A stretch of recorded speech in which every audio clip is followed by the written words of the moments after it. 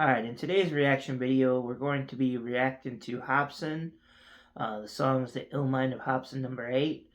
This is another throwback track. It's actually a diss track that he released that ended up being the end of Funk Volume Records. It was a diss towards Damien Ritter, the actual co-owner, along with Hopsin, even though Hopsin wasn't getting a very good deal. Well, it wasn't that terrible, but he was probably losing about 10%, which is more than anyone would want to lose for no reason. So anyway, let's go ahead and get into this. I actually haven't seen this video. I've only heard this song. I've heard it a lot of times, enough to where I know the song by heart. But when this was released, I was so blown away by the fact that it blew up Funk Records that it, pretty much ended it.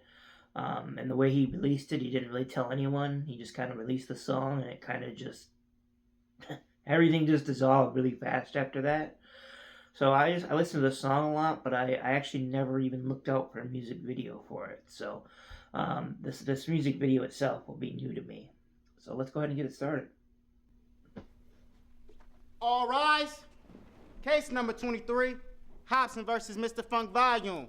The Honorable Dunsky Douglas presiding. Dunsky Douglas. That's funny. All right, everybody sit down. This is really getting on my nerves. You guys are taking up too much of my time. Marcus Hopsin, please come to the stand. Yeah, that whole part of the beginning part of it wasn't initially on the song that I heard. It started somewhere right around here. Nigga, what the fuck? What the fuck? Homie, I made you rich, paid your rent, damn right. Biting the hand that was feeding you, this shit don't make any sense. Nigga, what the fuck? What the fuck? You know this is that real shit. How you gon' forget who built this? Huh? I'm the one who made the company all the millions. Now you got problems to deal with. Man, this is tough luck. See, a couple weeks ago we was buzzed, and that crew that was killing shit was us. Till you turned on me, homie, that's fucked up. I ain't keeping this shit on the hush hush. On my chest, I just carry too much stuff. I done had it enough, it's enough, bro. Plus, I needed something to get my buzz up. You don't fuck with the wrong. So there, like I said, it's basically he's speaking on the fact that the record label that he, that he was taking too much money for him. That Hopsin felt that he was the main person making the money for the label. That he was making the money for Damien Right, which is damn right. That's actually a pay your rent, damn right. The ad lib there. It's definitely done on purpose. It's, biting the hand that was feed you, it don't make any sense. The crew that was killing shit was us. They really were killing it at the time. It was really kind of a crazy thing when they broke up. I wasn't expecting it, and then they just defunct it extremely fast afterwards. So let's get back into this, though. I just carry too much stuff. I done had it enough, it's enough, bro. Plus, I needed something to get my buzz up. You don't fuck with the wrong dude. Ain't no telling what Hopsin is gon' do. Creeping up on you. Quit your sleeping, I told you. This a motherfucking journey we finna go through. If I ain't had so much to lose, I swear to God, I'd probably beat up and choke you. Damn. Nigga, this is that raw shit. Right. That organic flow you probably see up in Whole Foods. Shiver me timbers. Something's fishy about you, Mr. D. Ritter. When I told you that I wanted new management, why the fuck you throw a fit and seem bitter? Why you catch an attitude whenever I question you bad on my fucking percentages? I know why. You been bending it in your benefit. Your Honor, I'm innocent. This nigga So, like I said, he's speaking on the percentages right there. I've heard a little bit about the way that it works. The way that Hopsin was operating, he should have been getting like an 80-20 split. He was getting more like a 70-30 split. So, like I said, that's about 10% that he was losing on. And when you're making millions, that's a lot of money that's going into Damien's pocket. And so, the fact that he didn't want him to seek new management, there's a reason for that, because Hopsin was making them money. So that's why he wouldn't want him to go to another label at all. So, all right, let's get back into this. My fucking percentages. I know why. You been bending it in your benefit. Your Honor, I'm innocent. This nigga crazy. I'm telling all of my people. You tell him. He taking all of my C notes. See, he has a gambling issue. He takes the cash and blows it all like casinos. Damn. When I bring up my royalties, you start avoiding me. That's some disloyalty. You woke up to evil boy in me. Your ass is poisoning. Tell me why you would destroy me. This was a fucking vision that I had created with your brother. But you too infatuated with the money. You killed it and ran it straight into the gutter. Now I think, why'd I make DA? You need a boss. You keep pissing a whole lot of people off. Our whole label came out with a weak result. You on that same bullshit to Mika, bro. So there, that I want to speak on that a little bit. When I said that Hopsin's gotten screwed over a few times in the industry, he started out on Ruthless Records with after Eazy-E died, when Tamika was taking it over, and she definitely did the same thing. She didn't pay him well enough, and he got screwed out of his money from that. And then again, he has the same thing happening to him with Damian Ritter. You know, and I don't know. I've heard the stories about the gambling problem. I don't know how true it was. I just know that they definitely had financial issues as soon as Hopsin left. So that seems to add up. All right, let's get back into this.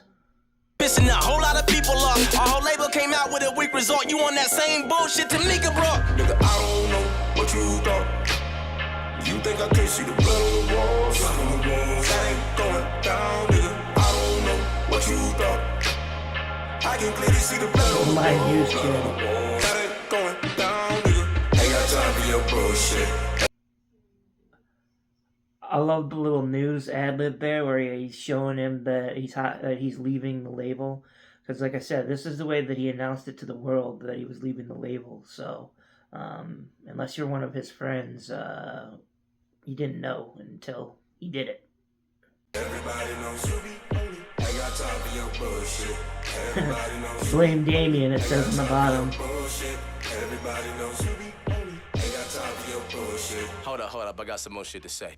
Yeah, it's supposed to be funk volume, isn't it? Thought it was music above all the business, but you just said fuck all you niggas. You tarnished the brand and you started the funk volume fitness? Come on, I really think got us portraying something we really ain't. How we supposed to be ill when you on our website with a shake weight trying to be Billy Blanks? Nigga, thanks. Ain't nobody trying to lift weights. We just want to hit up the studio when it's rap and do shows. But you That's hilarious there, because he was promoting the exercise stuff, and it just, yeah. How he's supposed to be hard when you're out there promoting the shake weight. Oh, that's hilarious.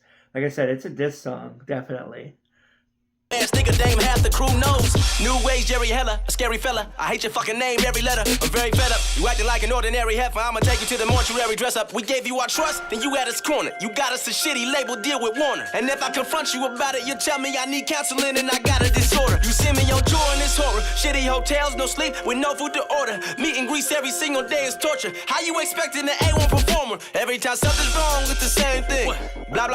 So yeah, he definitely did get him. He got him a really crappy deal with Warner, and that's kind of how his percentages got bended and skewed negatively for him. So the way I believe I understand it is he was getting 50-50 split on the record label because he was co-owner of it, and then he was only getting 20%, I believe, of his artist sales because he was an artist signed to the label. He was getting 20% for that, for a total of 70%. With the position that he was doing, basically being a manager of a label, he should have been getting an 80-20 split, would have been the fair thing. So like I said, it's about a 10% difference, which is millions and millions of dollars. So anyway, let's get back into this here. If you are trust, then you at us corner. You got us a shitty label deal with Warner. And if I confront you about it, you tell me I need counseling and I got a disorder. You send me on tour in this horror. Shitty hotels, no sleep, with no food to order. Meet and greets every single day is torture. How you expecting an A1 performer? Every time something's wrong, it's the same thing. Blah, blah, blah, blah, you just blame me. Damn. Then you tell Brooklyn and Jamie. Damn. Now they both thinking I'm crazy. Damn. I deal with this on the daily. Damn. My career mentally rapes me. Damn. I won't let this nigga break me. He praying Dizzy Writers go replace me. Shady. What are you fucking... So there, first off, I want to mention the fact about calling him in the previous verse where he called him a new age Jerry Heller, because that's basically the way that he's acting in regards to this. The way he handled the label, he took advantage of people and didn't let them know how much they were actually making. Kind of like how Jerry Heller did. He kept the contract from Ice Cube because he didn't want Ice Cube to know that he was going to get screwed basically in the end. Another thing, he's saying that this career mentally rapes him. Basically, he was saying that they was working him to death, and so he couldn't really be this A1 performer that he wanted. Now, from what I've heard, it was a lot to do with PR, like press releases and stuff like that. Where Damon was complaining about. Damon Ritter was complaining about Hopsin not working hard enough because she was missing press releases and stuff like that. So I'm not sure. I've heard two sides to the story, so I don't know exactly who's got the truth in it, but I do know that Hopsin was definitely getting screwed on the money aspect of it. So let's get back into this. Jamie. Damn. Now they both thinking I'm crazy. Damn. I deal with this on the daily. Damn. My career mentally rapes me. Damn. I won't let this nigga break me. He praying Dizzy Writers go replace me. Shady. What are your fucking motives, Dan? Let's talk about it. You're our manager, our label owner, our accountant. That's kind of tricky. Something is fishy. That's risky. We just don't even know. We go with the flow while you rowing the boat. You keeping it simple-minded, cause you know when our only concern is just hoping we blow. So when all the money come in from our album and tours, you sit there and soak in the dough. When did we ever ask about the gross? When did we ever ask about the net? You would just hand us money from our shows, cause you knew we wasn't questioning the checks. Nigga, I trusted you with my life. You up your percentage, so I'm making less? Fuck you, bitch. You get no respect. Okay, so I guess I want to speak on that a little bit. That, him being their manager and all those different things, that's an easy way to get yourself set up to be taken advantage of. That's basically what Jerry Heller was doing, like I said before. That they weren't questioning the checks at all, because why would they? They think he's their friend, and so why would they want to question them at all? Alright, let's get back into this. I trusted you with my life. You up your percentage, so I'm making less? Fuck you, bitch. You get no respect. This is why Hopper's coming for your neck. Bless. All you care about is making money. You don't care about a fucking soul, though. You just fluctuate our dollars up and down at your convenience like a fucking pogo. You been screwing everybody on the label on the low, and they don't even know, though. So good luck, Jaren, Dizzy, Hopper, Swizz. I'm going solo. Nigga, I don't know what you thought. You think I can't see the blood on the walls? That ain't going down, nigga. I don't know what you thought. I can clearly see the blood on the wall. That ain't going down, nigga. Ain't got time for your bullshit. Everybody knows you be on it. Ain't got time for your bullshit. Everybody knows.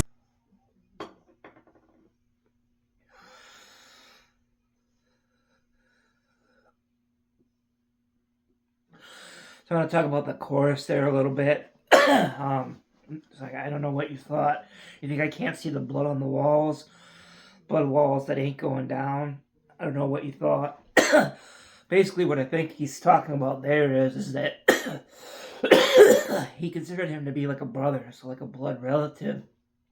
He no longer feels that way because he's been taken advantage of by him, so he can no longer see the blood in the blood on the walls or the blood in their relationship or whatever.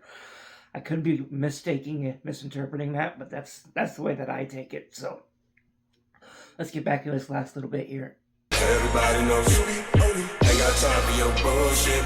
Everybody knows you be on it. Ain't got time for your bullshit. Everybody knows you be on it. Change is one of the most difficult things that we face, but change is inevitable. One reason we don't like change is we get comfortable where we are. We get used to our friends, our job, the place we live, and even if it's not perfect, we accept it because it's familiar.